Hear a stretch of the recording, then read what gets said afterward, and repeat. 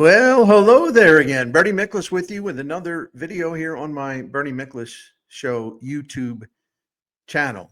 Took me a while to get this one ready today. I did a lot of research. Not that I'm begging for compliments or anything.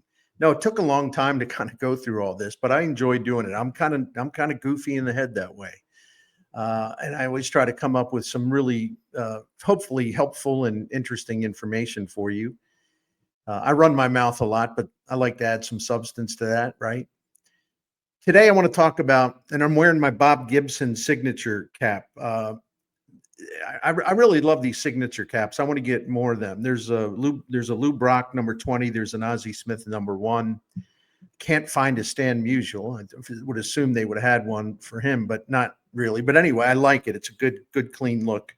So I want to talk about starting pitcher today for the St. Louis Cardinals. So why not put this on, and it can serve as a tribute to the greatest starting pitcher in Cardinals history, right? Bob Gibson.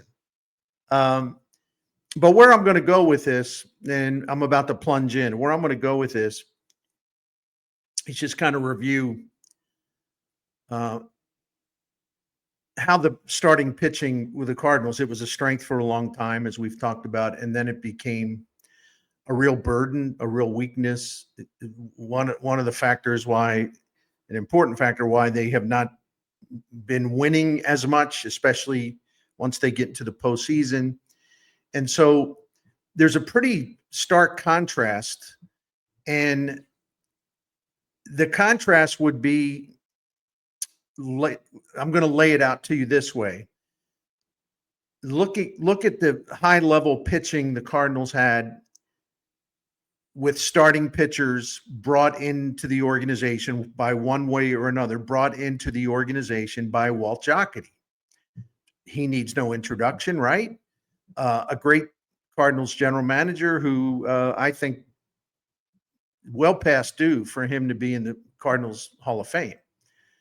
I'm going to do another video on that soon, I promise, because it's as the years go by, it's just inexplicable to me that he is not in the Cardinals Hall of Fame. And by the way, schlubs like me have nothing to do with that. Jocketty would have to come in into the Hall of Fame as a member of the contributors category. That is chosen by ownership. So don't blame the media for that oversight. Anyway, I'm going to contrast all of the excellent starting pitching the Cardinals had for a long time. And even after Jocketty was fired, a lot of that pitching stayed in place for a good while after that. So the point is, because of the Walt Jocketty's really good maneuvers in getting starting pitching, the Cardinals had a big boost in terms of sustained success. And I'll break it down for you. And then not so much success, in the last 10 years under John Mozeliak, who's the head of the baseball operation, who succeeded Jocketty after Jocketty was fired following the 2007 season.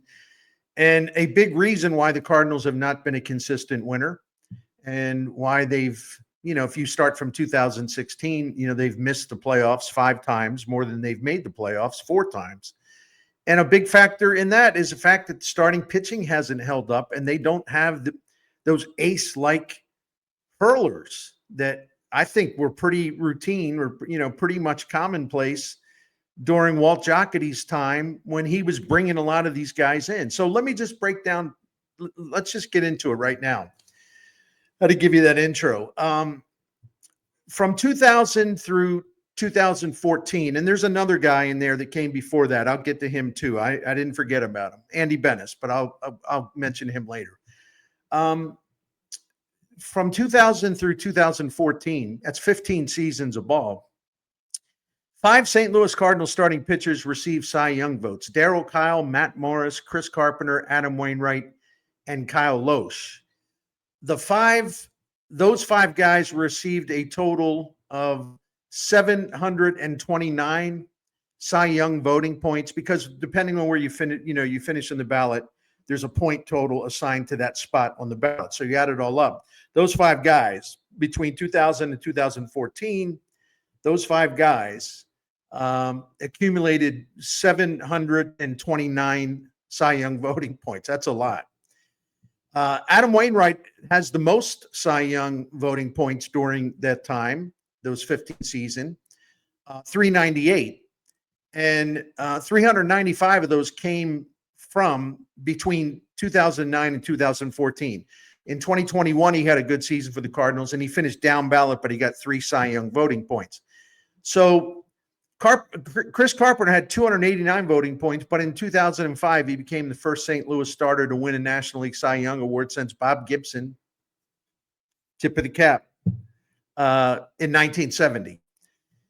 From 2000 through 2014, the Cardinals had 8 top 3 finishes in the Cy Young balloting, including Carpenter's first place outcome in 2005. But Carpenter also finished second in the voting one time, third in the voting another time. Wainwright had a lot of close results near the top of the ballot, and that should be recognized, even though he didn't win a he didn't win a Cy Young, because we're going to talk about this again. You know, from 2009 through 2014, that was a 6-season stretch. Wainwright had 2 second-place finishes and 2 third-place outcomes. That adds up to 4 top 3 finishes by Waino in 6 seasons. And he probably could have collected more Cy Young votes. The only 2 seasons where he didn't get Cy Young votes, well, he was injured. He blew out his elbow before 2011, and he made only 4 starts early in 2015 before he ruptured his Achilles tendon. So when he was healthy, he was either second or third in the voting, from 2009 through 2014. That's really, really impressive. Anyway, and this is where I pause to praise Walt Jocketty again for his substantial franchise-changing role in assembling all of this starting pitching talent. And I'm going to give you the background on how he did this, okay?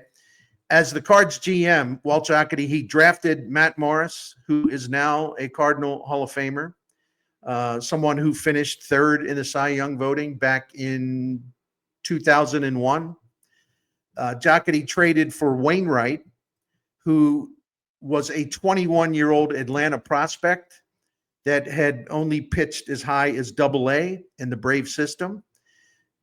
And by 2006, a couple years after that, he had developed into a good rookie reliever who became an amazing rookie closer after Jason Isringhausen got hurt. And Wainwright, you don't need me to remind you this, he played a starring role. He played a huge role in the Cardinals' first World Series title since 1982. He froze Beltran with the curveball. See you later, Shea Stadium, right? Put the Cardinals in the World Series. All right, Jocketty also traded for the late Darryl Kyle, who came to from Colorado, and he received 1 first-place Cy Young vote in 2000, his first season in St. Louis. Jocketty also signed Kyle Loesch, who in 2012, he collected some down-ballot votes in 2012, after going 16-3 with a 2.86 ERA. He also won that 2012 wild card game, beating Atlanta. The one that's maybe my favorite, I think it is my favorite, with no disrespect to the other pitchers. Jocketty took a low-risk gamble on Chris Carpenter, and it paid off in a huge way. Carpenter had formidable stuff for Toronto. He was viewed as a future ace. There's him and Roy Halladay there together. But Carpenter was still maturing as a pitcher, that he started to develop shoulder problems, and he flamed out with the Blue Jays. Jocketty, with a really smart move, he signed Carpenter to a minimum contract, the lowest you could pay a guy, a major league contract, $300,000 back then. This was before the 2003 season. But Carpenter did not pitch at all in 2003. And I remember, me being the smart guy, right? Let me roll my eyes. Something like that. I remember talking to Walt. I said, well, why would you sign him if he's not pitching for you in 2003? Do you feel like, this was kind of a lost cause deal? You just wanted to take a look? And Walt shot me a look, almost like smirking at me, which he should have. And he said, well, we signed him because we think if he can rehab that shoulder and strengthen it, we could have one hell of a starting pitcher. So it was worth the risk. And if you look back on it, I said, okay, I get it now. If you look back on it, to sign him for $300,000, who cares if he took a year off to rehab?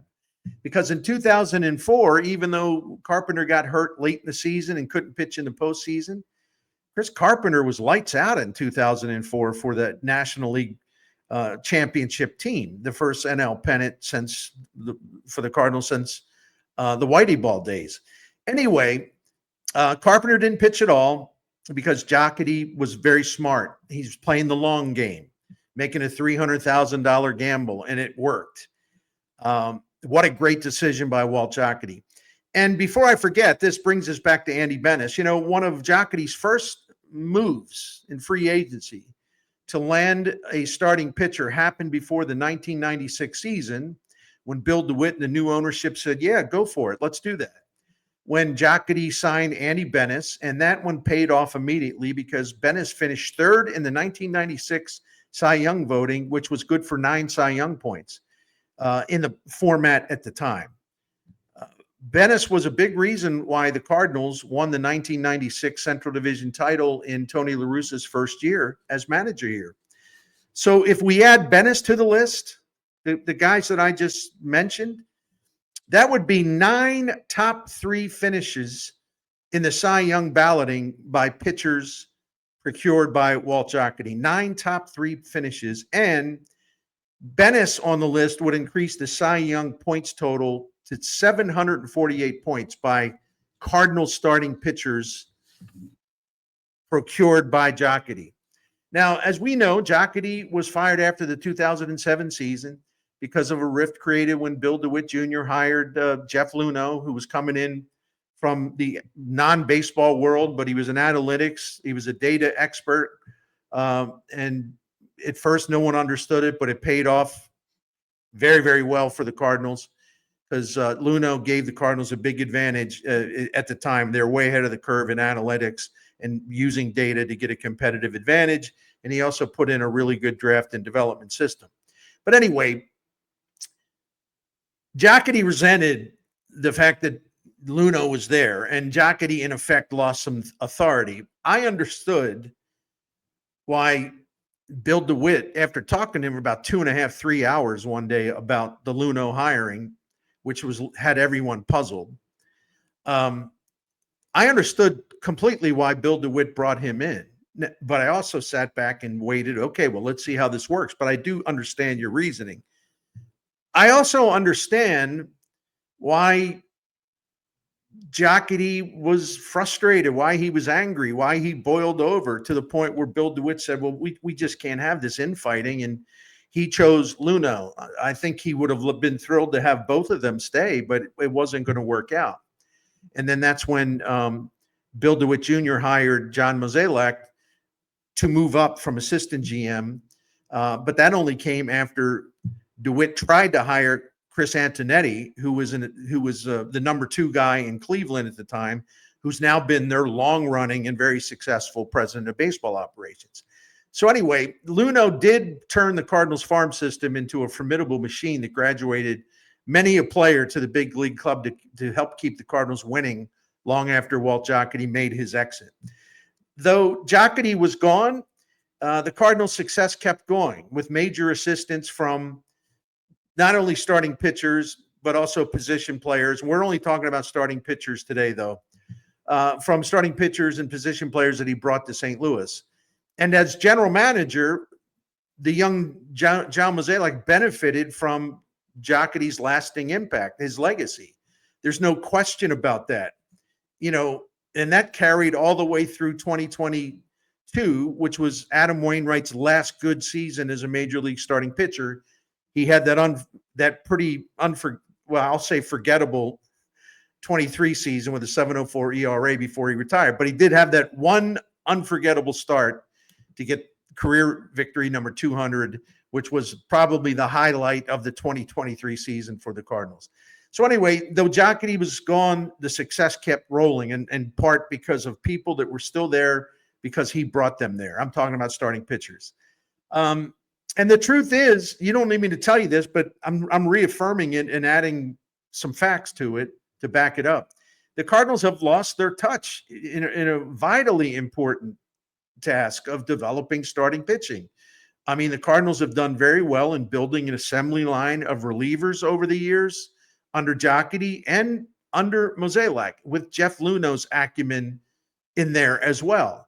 And I don't want to name all the relievers. We can do that some other time. But there have been a lot of good relievers, and there's been some flops. But for the most part, Cardinals have done very well in terms of cultivating a bullpen, building a bullpen.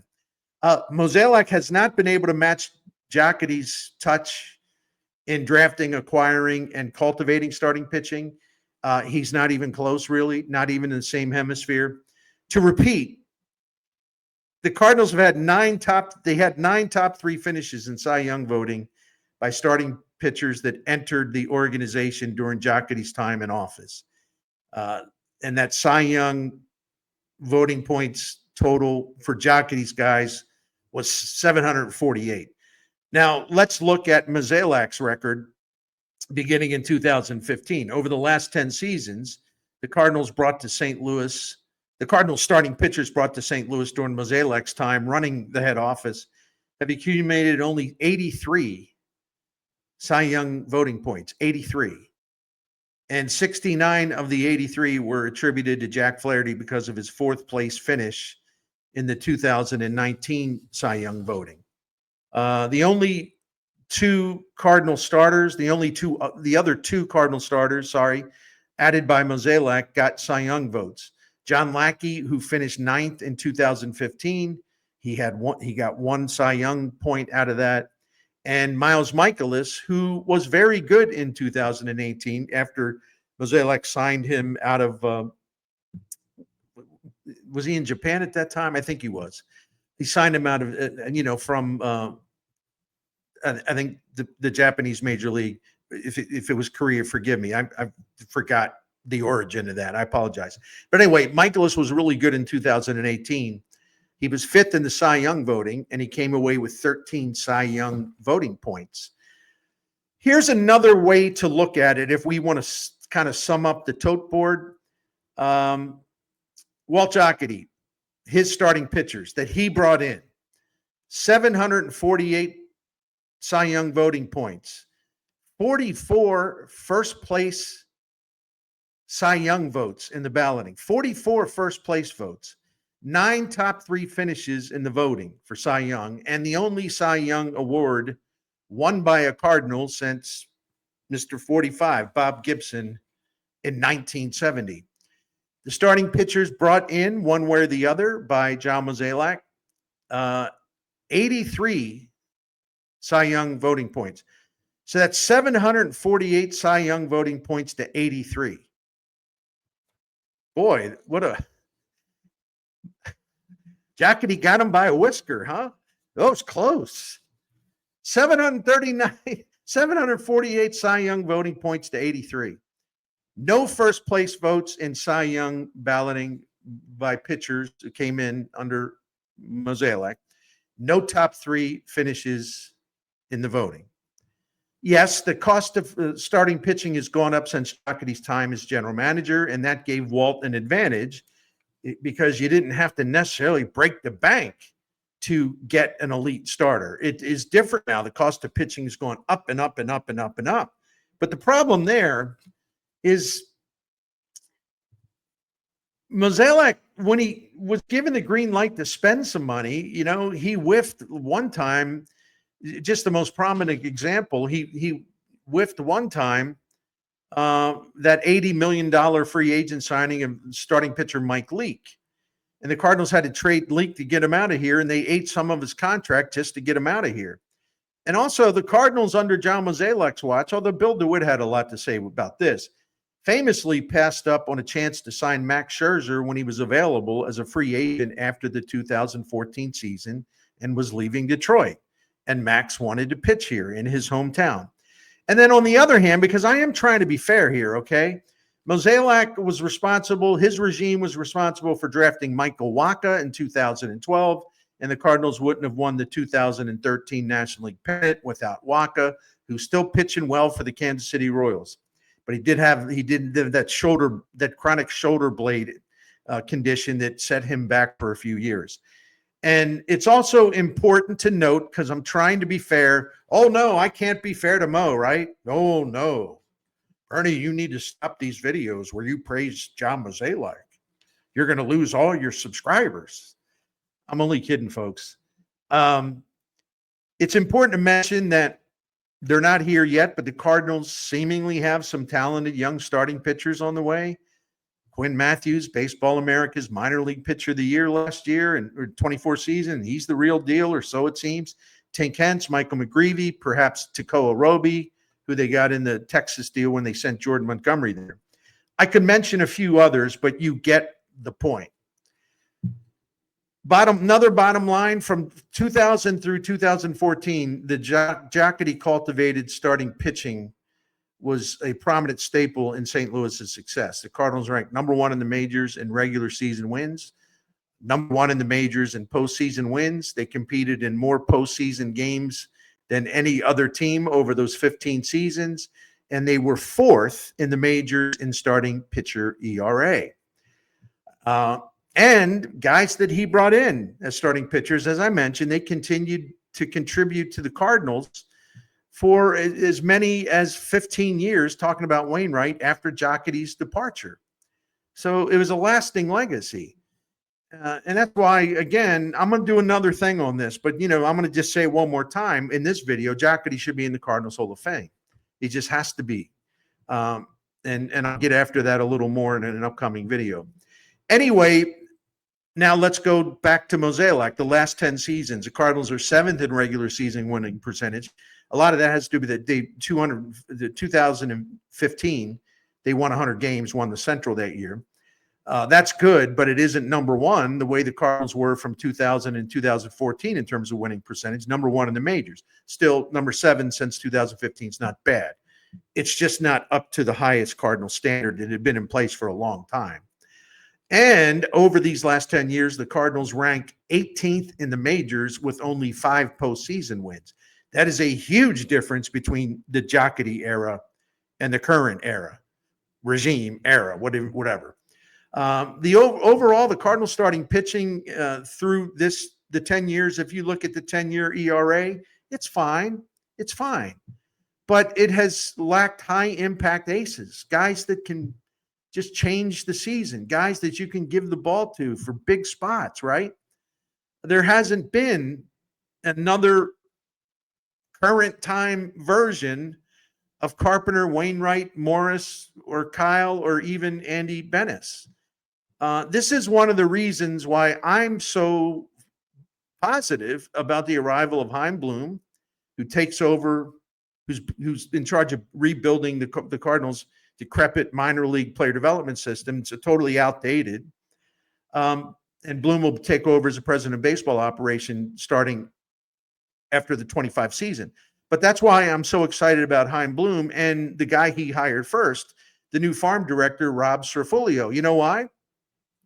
These smart guys received a masterclass education in developing pitching from their time at Tampa Bay and their time in Cleveland.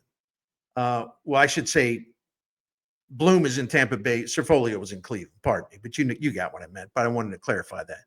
And those two organizations are about as good as it gets, just about as good as anyone in the majors at drafting, developing, cultivating, starting pitching.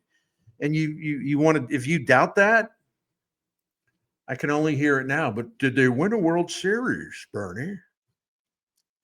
I didn't see them win a World Series, so why should I care about that? Cuckoo. Over the last 10 seasons, Tampa Bay ranks third among the 30 MLB teams in starting pitcher ERA. The 28th ranked payroll all those years, average. Third best starting pitching ERA among the 30 major league teams. And Cleveland fifth out of 30 teams in starting pitching ERA over the last 10 seasons. Well, Bernie, the Cardinals, why do you say they should emulate Tampa Bay and Cleveland? They haven't won World Series. Anyway, the Cardinals, as we mentioned, haven't had a Cy Young Award winner since Carpenter in 2005. Now, here's the kicker. Not only Tampa Bay third in ERA, starting pitchers over the last 10 seasons, Cleveland's fifth, okay? Cardinals haven't had a Cy Young Award winner since Carpenter in 2005. But in the ensuing years after 2005, Cleveland and Tampa Bay have combined to produce not one, not two, not three, not four, not five, but six Cy Young Award winners, okay? Six. David Price, Blake Snell, CC Sabathia, Cliff Lee, Corey Kluber, and Shane Bieber. And I know I'm being insufferable now. Give the big fella a break, okay? I heard from one of them last night. I heard from another one this morning on social media. There are still people out there telling me that the Cardinals have no reason to emulate Cleveland or Tampa Bay. Well, I guess they have the point. Cardinals don't need no top five starting rotation. They don't need all them Cy Young Award winners up in here. Right? What do they need that for? Pardon my sarcasm. I apologize. I couldn't help myself. Sometimes this is how I kind of stretch my legs. I got to do it sometime. But it is. Because that's, again, we're getting back to the main thing here. Under Jocketty and his ability to procure and cultivate starting pitching at a high level, award winners, top three Cy Young finishers, Hall of Famers, team Hall of Famers, all that postseason success. I mean, Chris Carpenter won 10 postseason games, for example. As I've said on these videos so many times, and I'm just going to keep preaching about this because until everybody, it's an impossible dream of mine, but it's until everybody understands this. And most of you do. And I appreciate that and respect you very much. But the Cardinals, for the longest time, their strength was cultivating, developing, starting pitching.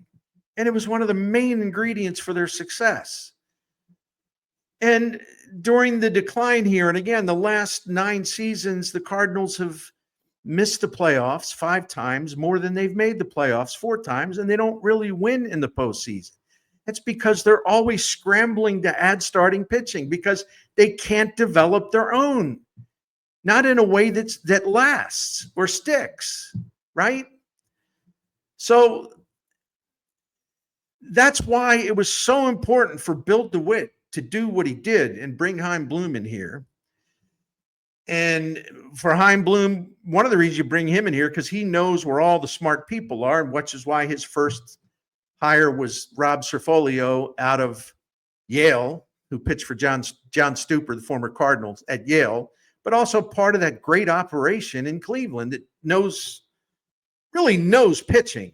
That's just as Tampa Bay knows pitching.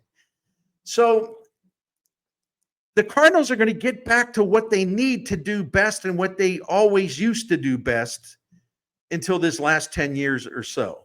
And it's got to add some offense as well. We know that. But anyway, once again, pardon my sarcasm. It is therapy for me. I will be back either later today or probably tomorrow morning with another video, but there'll be a bonus video in here at some point where I'm going to pick the winners of the college football semifinals, where you got Notre Dame and Penn State on Thursday and Ohio State and Texas on Friday. You all have a wonderful day. Thanks for watching.